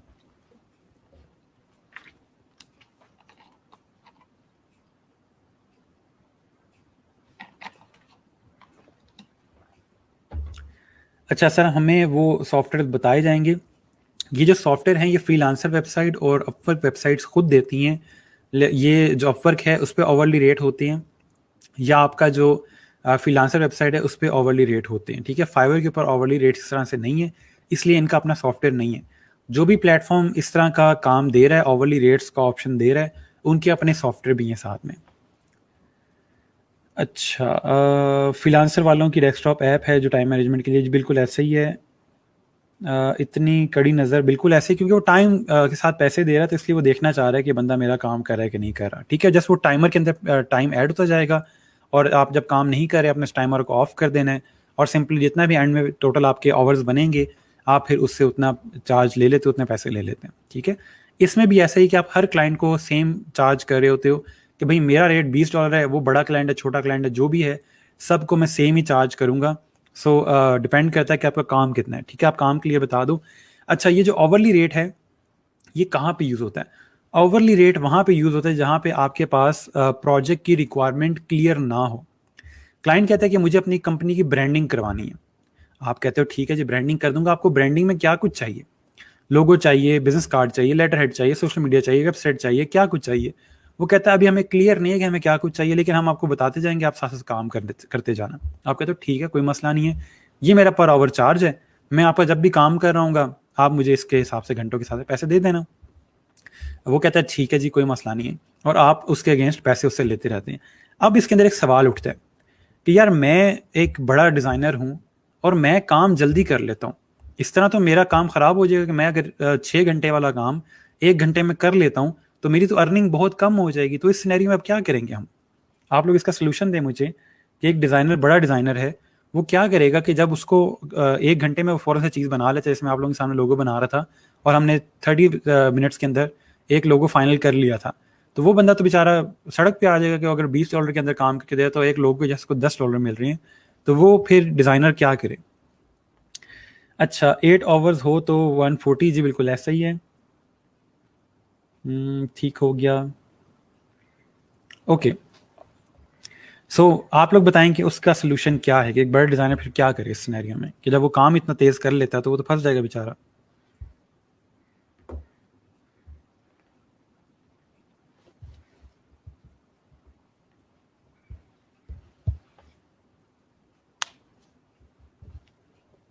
ओके, जब तक आप कमेंट्स कर रहे हैं मैं बता देता हूँ, क्योंकि मैं आपसे थोड़ा सा आगे चल रहा होता हूँ और आपको थोड़ा सा लेट आ रहा होता है। बिल्कुल, वो आवरली रेट अपना बढ़ा देगा। अगर ये $20 पर आवर चार्ज करे तो वो $100 पर आवर चार्ज करेगा, ठीक है, कि 1 घंटे के वो $100 लेगा। मेरा नॉर्मली जो अपना पर्सनल रेट है वो $80 से लेके $100 तक होता है नॉर्मली, कि अगर पर आवर में से काम करवाना चाह रहे हो तो मैं इतना तकरीबन चार्ज कर रहा होता हूँ। लेकिन अगर कोई लॉन्ग रिलेशनशिप हो किसी क्लाइंट के साथ तो उसको मैं कम भी चार्ज कर देता हूँ, वो इतना इशू नहीं है। लेकिन अगर कोई बड़ा डिज़ाइनर है तो वो अपना ओवरली रेट जो होता है वो बढ़ा देता है, कि अगर मैं 1-2 घंटे में भी आपका काम कर देता हूँ तो मेरे पैसे एटलीस्ट उतने बन जाए मैं नॉर्मली लेता हूँ, ठीक है। ठीक हो गया। उसके बाद हमारे पास आ जाता है वैल्यू बेस्ड चार्ज। ये अब न्यू चीज़ है आप लोगों के लिए। पहले दोनों जो चीज़ें थी उसका आपने नाम कहीं ना कहीं सुना होगा, थोड़ा बहुत आपको आइडिया होगा, ये अब न्यू चीज़ है। अब ओवरली बेस्ड चार्ज हमने देखा, प्रोजेक्ट बेस्ड चार्ज देखा, उसमें हमें नज़र आ रहा था कि हम तमाम क्लाइंट्स को सेम चार्ज कर रहे हैं। लेकिन मेरा आपसे सवाल है कि आपके पास एक लोकल होटल आता है, वो आपसे कहता है कि हमारे पास एक होटल है हमारा और हमें उसके लिए लोगो डिज़ाइन करवाना है। आप कहते हैं कि मैं जी $50 चार्ज करता हूँ, 3 कॉन्सेप्ट देता हूँ, हाई रेजोल्यूशन फाइल देता हूँ, प्रिंट रेडी फाइल देता हूँ, ये जी आप $50 पे करें, आपको लोगो मिल जाएगा। आप बड़े खुश हुए। अगले दिन आपके पास मैकडोनल्ड्स आता है। मैकडोनल्ड आपको आके कहता है कि हमें भी लोगो डिज़ाइन करवाना है और हमने सुना है $50 में लोगो डिज़ाइन कर देते हैं, ये पकड़ें $50 और हमें लोगो डिज़ाइन कर दें। क्या आप $50 में मैकडोनल्ड का लोगो डिज़ाइन कर दोगे या आप उससे अलग पैसे लोगे? अब आप मुझे बताएं, आप इस सिनेरियो में क्या करेंगे?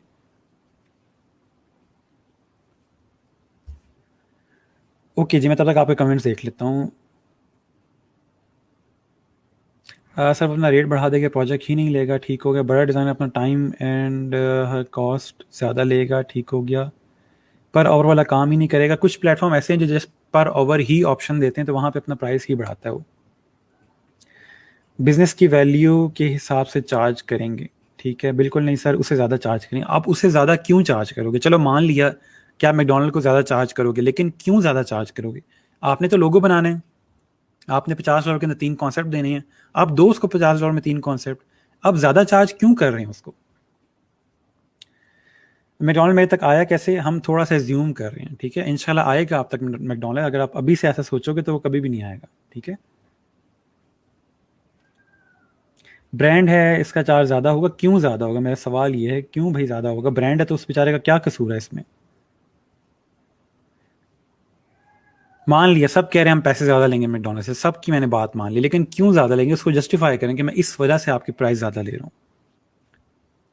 वैल्यू की वजह से प्राइस ज़्यादा होगी। क्यों ज़्यादा होगी भाई? फॉर एग्जाम्पल आप एक दुकान पे जाते हैं, आप नॉर्मली अगर पैदल उस दुकान पे जाते हैं, वो आप कहता है कि ये जूता ₹1000 का, आपने ₹1000 का जूता ले लिया। अगर आप गाड़ी से उतर के उसी दुकान पे जाते हैं, वही जूता उठाते हैं, वो कहते हैं नहीं नहीं ये 5000 का जूता है। क्यों भाई 5000 का जूता है? क्योंकि आप गाड़ी पे आए हैं इसलिए 5000 का जूता है। आप मुझे ज़रा अमीर लग रहे हैं, आप मुझे ब्रांडेड पर्सन लग रहे हैं, तो इसलिए ये जो है, और आपकी वैल्यू भी ज़्यादा है तो इसलिए ₹1000 का जूता आपको ₹5000 का मिलेगा। डिज़ाइनर वही है, वही कॉन्सेप्ट दे रहा है, लेकिन इस दफ़ा वो पैसे ज़्यादा ले रहा है। क्यों भाई? उनका लोगो ज़्यादा प्रोफेशनल होगा। आप ऐसा क्या कर लोगे कि वो ज़्यादा प्रोफेशनल बना दोगे? करना तो आपने वही काम है जो आप पहले करते आ रहे हो। मैकडॉनल्ड के लोगों की वैल्यू ज़्यादा होगी, ठीक है। वो वैल्यू तो मैकडॉनल्ड खुद बना रहा है, आपने तो वही लोगो बना के देना जो बाकियों को बना के दे रहे हो। अच्छा, जैसा दे बिगर कंपनी, उनके लोगों की अहमियत ज़्यादा होगी, सारी दुनिया को उनके सिग्नेचर मैकडॉनल्ड का पता है। अब आप थोड़ा सा लाइन पे आना शुरू हो गए। सर मुझे नोटिफिकेशन भी नहीं आता कल से, और वो ना ही ग्रुप में आने से आपका लेक्चर शो होता है।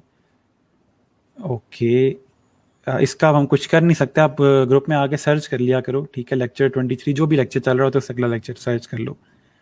उनके लोगों की वैल्यू बहुत है, उनका लोगों की वैल्यू बिलियंस ऑफ डॉलर्स है। सर मैं तो उतने ही लूँगी जितने पहले से लिया, ठीक है। Due to high standard and goodwill, नहीं पता सर, ठीक है, कोई मसला नहीं है। अच्छा चलें, मैं थोड़ा सा बताता हूँ। आप लोगों की बात ठीक है जहाँ तक आप लोग कह रहे हैं कि हम उनसे ज़्यादा पैसे लेंगे, लेकिन आप थोड़ा सा कंफ्यूज हैं कि हम पैसे क्यों ज़्यादा लेंगे, ठीक है। चलें, ये कह रहे हैं जी मार्केट वर्थ ज़्यादा है उनकी। देखिए, वो मार्केट वर्थ जो है वो उन्होंने क्रिएट किया, उसमें हमारा कोई हाथ नहीं है, ठीक है। हम उसके पैसे नहीं ले सकते, लेकिन इसको जस्टिफाई कैसे करना है? दोबारा से केस स्टडी को समझते हैं। हमारे पास एक लोकल क्लाइंट आया, वो कहता है हमारा नया नया रेस्टोरेंट स्टार्ट हुआ है, हम दो मियाँ बीवी ने मिलकर एक रेस्टोरेंट शुरू किया है और हमें इसके लिए लोगो चाहिए और मेन्यू डिज़ाइन चाहिए। हमने कहा ठीक है, कोई मसला नहीं, कंप्लीट ब्रांडिंग आपको कर देंगे और जो भी आपका रेट बनता है उसका हम आपको ये बताते हैं, $50 के अंदर हम सारा कुछ आपको क्रिएट करके दे देंगे। तो वो कहता है ठीक हो गया, बाकी प्रिंटिंग वगैरह हम खुद ही करवा लेंगे। मैकडोनल्ड्स आपके पास आता है, वो कहते हैं हमने सुना है $50 के अंदर लोगो डिज़ाइन करवा के दे रहे हो और हम लोगो डिज़ाइन करवाना चाहते हैं, हमें बताएं जी कब स्टार्ट करें।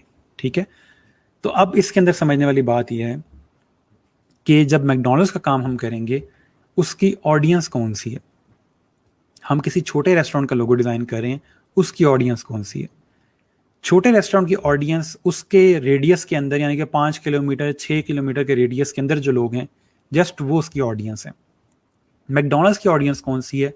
पूरी दुनिया, पूरी दुनिया मैकडोनल्ड्स की ऑडियंस है। मैकडोनल्ड्स के पास दुनिया का सबसे ज़्यादा रियल एस्टेट है, सबसे ज़्यादा इमारतें, सबसे ज़्यादा किराए पे चीज़ें, सबसे ज़्यादा इमारतें क्रिएट उन्होंने की हुई हैं, सबसे ज़्यादा बिल्डिंग्स इनके पास हैं। दुनिया की सबसे ज़्यादा रियल एस्टेट मैकडोनल्ड्स के पास है।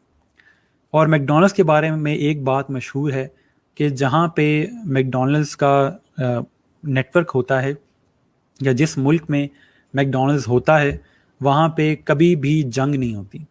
आज तक का रिकॉर्ड है कि जहाँ भी मैकडोनल्ड्स ने अपना नेटवर्क क्रिएट किया है वहाँ पे जंग नहीं हुई। क्यों नहीं हुई? क्योंकि वो रिसर्च करते हैं और फिर वहाँ पे अपनी फ्रेंचाइज ओपन करते हैं। ठीक है, ऐसे नहीं है, वो कोई छोटी कंपनी नहीं है, उन्हें इतना बड़ा रियल एस्टेट क्रिएट करना है, उनका स्टेक इतना ज़्यादा है कि वो पहले पूरे कंट्री को समझते हैं और फिर वहाँ पे अपना जो भी नेटवर्क है वो क्रिएट करते हैं। ठीक है, तो ये जो चीज़ है समझने वाली है। अब मैकडोनल्ड्स के जो ऑडियंस हैं हमने उनके लिए लोगो क्रिएट करना है जो कि पूरी दुनिया में फैले हुए हैं। ठीक है, हर तरह के पर्सन ने वो लोगो देखना है, तो उसमें रिसर्च बहुत ज़्यादा इन्वॉल्व होगी।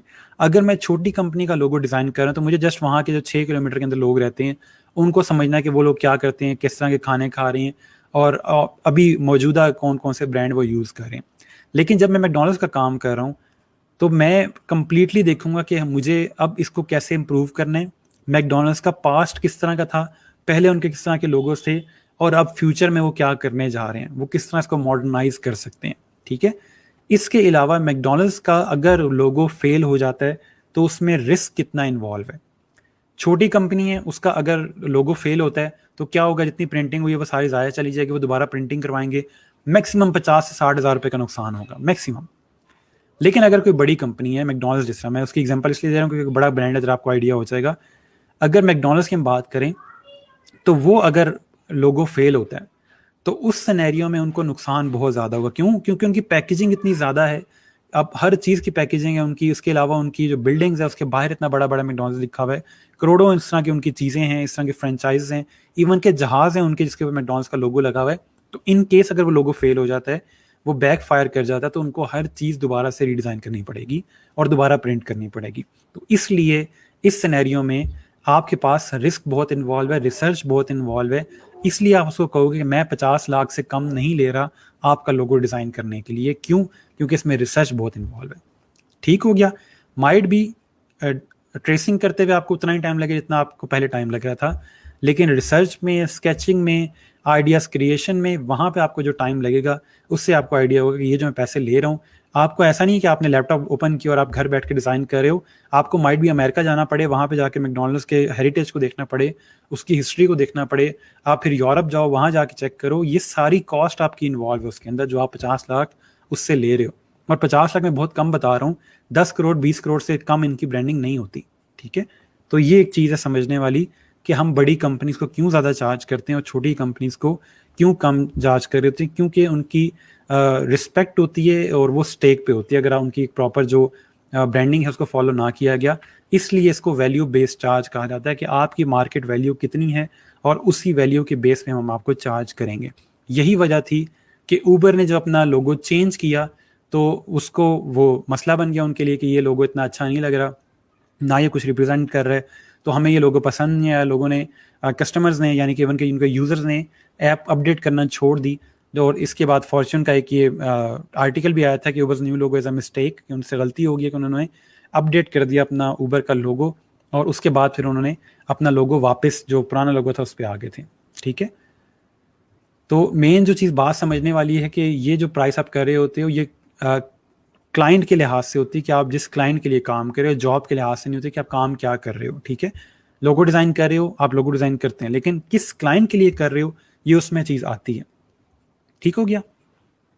अब मैं आपके कमेंट्स देख लेता हूँ, बाकी इसमें कोई चीज़ ऐड करनी हो तो बता दें। ठीक है जी सर, अगर मैकडॉनल्ड्स ये सुन के आया है कि $50 में काम हो रहा है तो वो ज़्यादा में क्यों करवाएगा? अब हमने इसको जस्टिफाई कर दिया कि हम क्यों ज़्यादा में करके देंगे। सर क्योंकि वो ज़्यादा पैसे पे कर सकते हैं। मैं आपको यही समझा रहा हूँ कि अगर आप सर्विस की दुकान पे जाते हो या बाटा की दुकान पे जाते हो और वहाँ पे वो जाके देखते हैं कि जी ये बंदा पैंट कोट पहन के आया, गाड़ी से उतरा है, ये 1000 रुपये से ज़्यादा पे कर सकता है जूते के, तो सर आप ये 1000 रुपये नहीं पे करोगे, 5000 दोगे क्योंकि आप ज़्यादा पे कर सकते हो। तो उस सिनेरियो में फिर ये चीज़ गलत हो जाती है।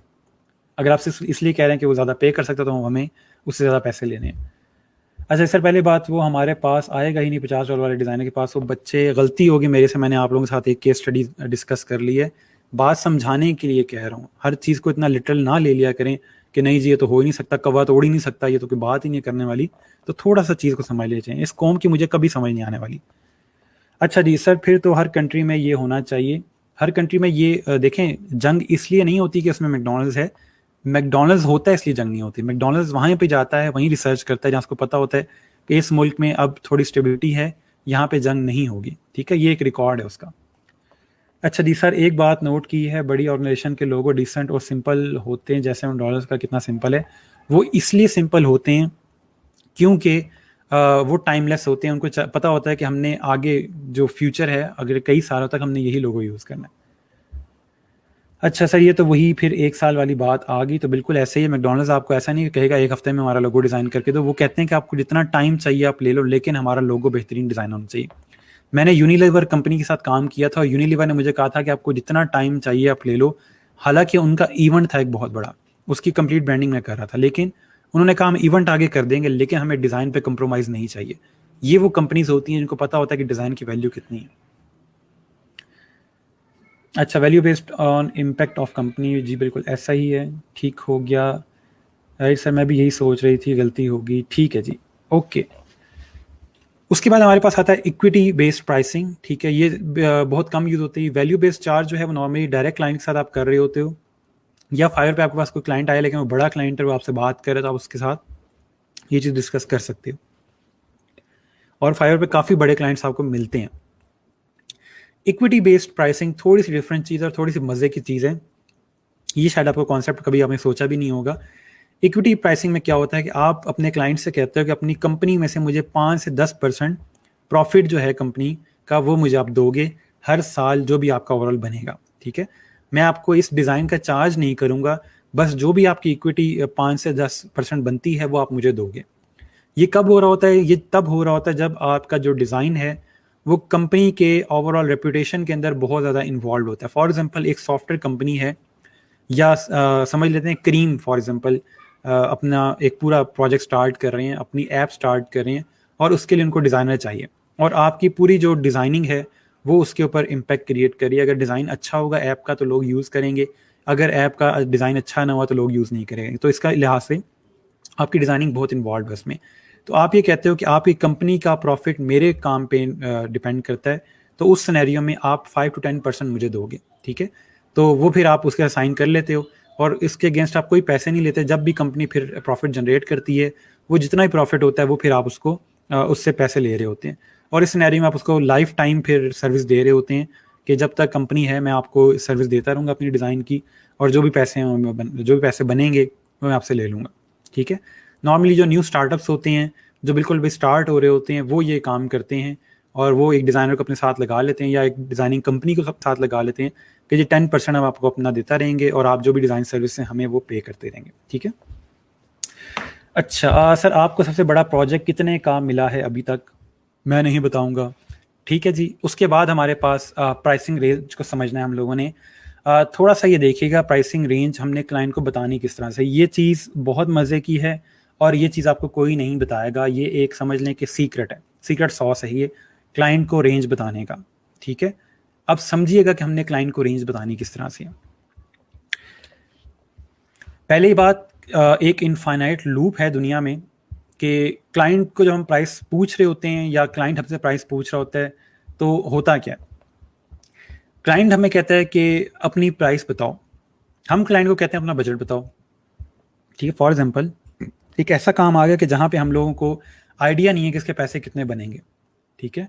तो उस सिनेरियो में क्या होता है कि हम क्लाइंट से पूछते हैं अच्छा आप अपना बजट बता दें तो मैं आपको आइडिया दे दूंगा कि कितने पैसे लगेंगे इसके। वो कहता है कि बजट का मसला नहीं, तुम अपनी प्राइस बताओ, तुम इस काम के पैसे कितने लेते हो। ये कब हो रहा होता है? जब आप मल्टीपल चीज़ें करके क्रिएट करके दे रहे होते हो। फॉर एग्जांपल आपने लोगो क्रिएट करना है, बिजनेस कार्ड क्रिएट करना है, वेबसाइट डिज़ाइन करनी है, तो इस तरह के ज़्यादा सारे काम जब ऐड अप हो जाते हैं तो आप कहते हो कि अच्छा यार इसके पैसे कितने बनते हैं। क्लाइंट कहता है कि यार आप अपनी प्राइस बताओ। आप कहते हैं यार प्राइस का मसला नहीं है, आप बजट बताएं और उतना ही जितना आप फॉर एग्जांपल जितना गुड़ डालोगे उतना मीठा होगा, तो आप जितने ज़्यादा पैसे दोगे डिज़ाइन उतना अच्छा होगा, मैं उतनी ज़्यादा मेहनत करूँगा। वो कहते हैं कि नहीं नहीं बजट का मसला नहीं है, हमें हमें प्राइस बताओ। तो इस चीज़ से निकलना किस तरह से वो मैं आपको समझाता हूँ। आप क्लाइंट को ये मैसेज करते हो, I normally charge my clients $800 to $400 for branding. ठीक है, ये प्राइसिंग आप चेंज कर सकते हो, लेकिन समझाने वाली क्या बात है कि आपने उसको बड़ी फिगर जो है वो पहले लिखनी है और जो छोटी फिगर है वो बाद में लिखनी है।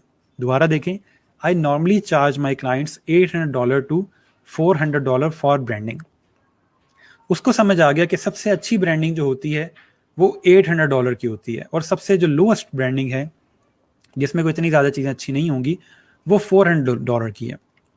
लेकिन अगर मैं बाकी नॉर्मल लोगों की तरह उसको कहता है कि I normally charge my client $400 to $800, यानी कि $400 से लेके $800 तक मैं चार्ज करता हूँ, तो क्लाइंट को कहता है कि अच्छा 400 से ऊपर मैं जितना भी पे करूँगा वो प्लस ही होगा उसमें।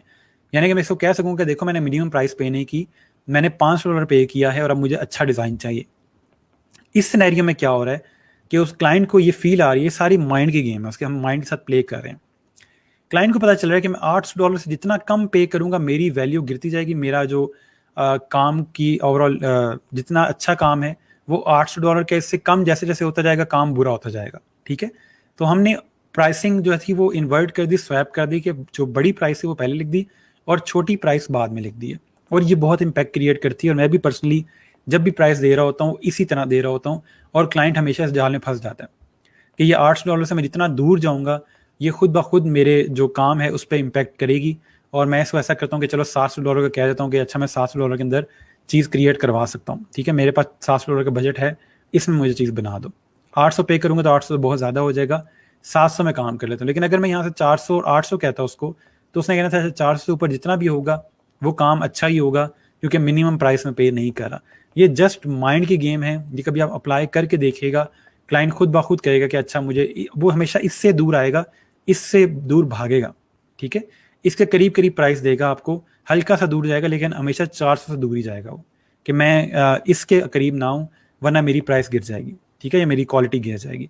तो ये चीज़ समझिएगा कि जब भी आपने क्लाइंट को प्राइस सेंड करनी है वो हमेशा $800 से लेके और सॉरी बड़े फिगर से लेके छोटे फिगर तक आपने लिखनी है। ठीक है जी। अच्छा, हमने क्लाइंट को ये मैसेज कर दिया, क्लाइंट का रिप्लाई आता है। ठीक है, उसके हमेशा अच्छा ये मैसेज करने के बाद आपने उसको कुछ नहीं कहना, ये मैसेज करके छोड़ दें, उसके रिप्लाई का वेट करें। हमेशा जब भी लाइफ में कुछ भी आप सेल कर रहे होगे अगले को बोलने का मौका दें, आपने हमेशा कम बोलना है। ये एक गोल्डन तरीका है, गोल्डन मेथड है किसी भी चीज़ का किसी भी चीज़ को सेल करने का, कि हमेशा जो अगला बंदा है जिसको आप चीज़ बेच रहे हो वो ज़्यादा बोले, आप कम बोलें। हमारी चीज़ें क्यों नहीं बिकती, हम बोलते रहते हैं ये भी है इसमें, वो भी है, ये भी खरीद लें, वो भी खरीद लें, तो अगला बंदा तंग आके चला जाता है। आप वेट करें, आपने बता दिया कि भाई ये चीज़ है और ये इतने की है, उसका वेट करें, उसको सोचने दें। वो सोचेगा, वो रिप्लाई करेगा कि यार $800 तो बहुत ज़्यादा है मेरे बजट के साथ से, मैं इतना पे नहीं कर सकता। ठीक है, सोच लेते हैं कि क्लाइंट का ये रिप्लाई आ जाता है कि $800 तो बहुत ज़्यादा है, we don't have such budget. हम उसका क्या रिप्लाई करेंगे कि may be I was building something you don't need, what's your budget. ठीक हो गया। अब हमने उसको अपनी प्राइस बता दी है, हम इस लूप से बाहर आ गए, जो लूप हमारे पास यहाँ पे था। हमने अपने उसको रेंज बता दी है, अब बॉल जो है उसके कोर्ट में है। हमने उसको रेंज बता दी कि भाई 800 से लेकर 400 के दरमियान में चार्ज करता हूँ। ठीक है, उसने हमें क्या कहा कि $800 मेरी प्राइस में नहीं आता, $800 मेरे बजट में नहीं आता। हाँ, उसने ये नहीं कहा कि 400 भी नहीं आता, उसने सिर्फ ये कहा है कि 800 मेरे बजट में नहीं आता। तो इसका मतलब है कि 800 से कम किसी हद तक वो 700 600 तक तो आ जाएगा। ठीक है, तो हम क्या कहते हैं कि ठीक है, मैं शायद कुछ ऐसा माइंड में बिल्ड कर रहा था जिसकी आपको ज़रूरत नहीं है, तो आप मुझे अपना बजट बता दो, फिर हम उस बजट के अंदर प्ले कर लेंगे।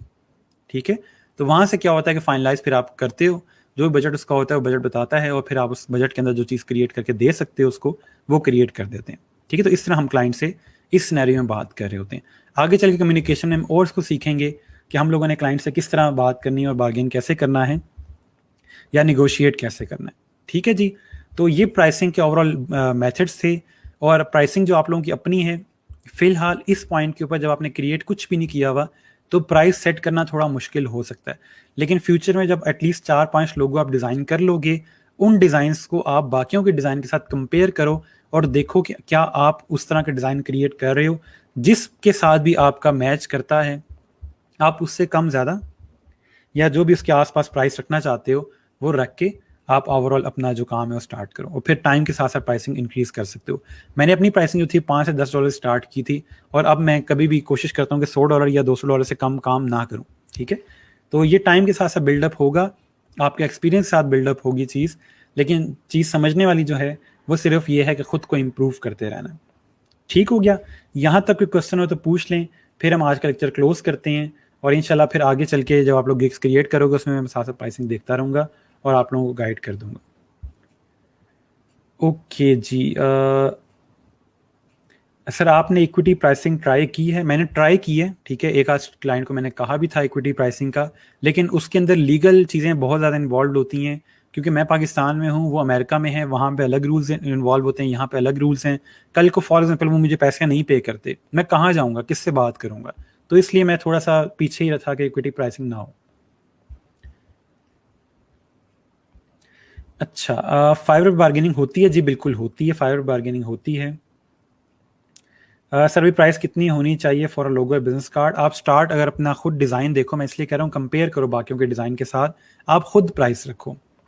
मैं प्राइस रखूंगा, माइट भी आपको कम फील हो कि मैं तो इतनी मेहनत कर रहा हूँ, सर मुझे इतनी कम प्राइस बता रहे हैं, इसलिए मैं आपसे कह रहा हूँ कि खुद प्राइस देखो। लेकिन एवरेज एवरेज बता रहा हूँ कि कोशिश करें 30 से कम पे ना जाएं। ठीक है, $30 से कम पे ना जाएं, उससे ऊपर ही जाएं, और $30 के डिज़ाइन भी क्रिएट करें। ऐसा नहीं है कि डिज़ाइन आपका किसी काम का नहीं है और आप जो प्राइस रख रहे हो वो 30 की है। कहने का मकसद ये कि 30 तक जाएं और अपनी जो डिज़ाइनिंग है वो भी वैसी रखें। अच्छा सर, आज हारून सर नहीं आएंगे लाइव, उन्होंने कहा था कि उन्होंने लाइव आना है। ठीक है जी, आई होप आज आप लोगों ने काफ़ी कुछ सीखा होगा और काफ़ी आपको आइडिया भी हुआ होगा कि हम लोगों ने कैसे क्लाइंट को चार्ज करना है और कैसे अपनी प्राइस रखनी है। ठीक है जी, यहाँ तक कोई क्वेश्चन हो तो बता दें, अगर आप में से किसी ने लाइव आना है तब भी बता दें, कमेंट कर दें, मैं लिंक शेयर कर देता हूँ आप लोगों के साथ। बाकी इंशाल्लाह नेक्स्ट वीक से हम लोग मज़ीद चीज़ें स्टार्ट करेंगे। ठीक है, डिफरेंट चीज़ें होंगी। अभी आप लोगों की जस्ट इस वीक के एंड पे असाइनमेंट है। ठीक है, असाइनमेंट के अंदर कोई क्वेश्चन होता है तो उसमें मैं अवेलेबल हूँ आपके साथ, कोई क्वेश्चन हो आप पूछ सकते हैं। ठीक है, और बाकी जी best of luck for the assignment. I hope कि आप लोग अच्छा परफॉर्म करेंगे। अभी तक काफ़ी अच्छे अच्छे डिज़ाइंस आ रहे हैं और मेरी यही मुझे उम्मीद भी यही है कि आप लोग अच्छे डिज़ाइन ही फाइनलाइज करेंगे, क्योंकि आप लोग अच्छा अच्छा पढ़ रहे हैं और आप लोग अच्छे अच्छे बच्चे हैं। ठीक है जी, मैंने लिंक शेयर कर दिया आप लोगों के साथ। आप में से अगर कोई ज्वाइन करना चाहता है तो कर सकता है।